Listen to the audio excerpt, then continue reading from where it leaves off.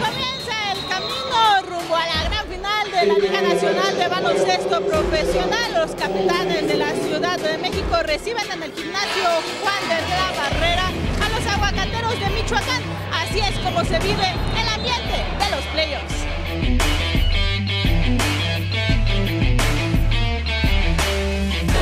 Lo que pasa es que nosotros somos fans desde que empezaron y la verdad los venimos a apoyar para que sigan adelante.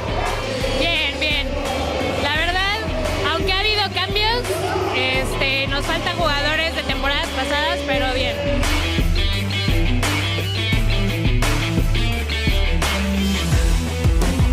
Y el ambiente aquí en los partidos de los capitanes, pues sí, es gracias a Sinoe, que viene desde Querétaro a apoyar, sí, al equipo capitalino. Sí, así es, pues muchas gracias y estamos de fiesta hoy, felices y gustosos de venir a apoyar a nuestro equipo ahora en las finales.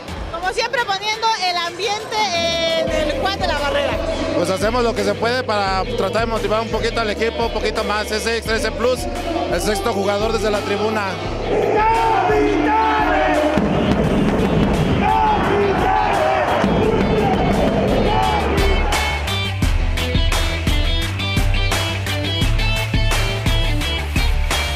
Así es como se vivió el ambiente aquí en el gimnasio Juan de la Barrera. Así, el primer partido se lo lleva los aguacateros de Michoacán. En las imágenes, Jesús Arias, desde el gimnasio Juan de la Barrera, viene Isarán.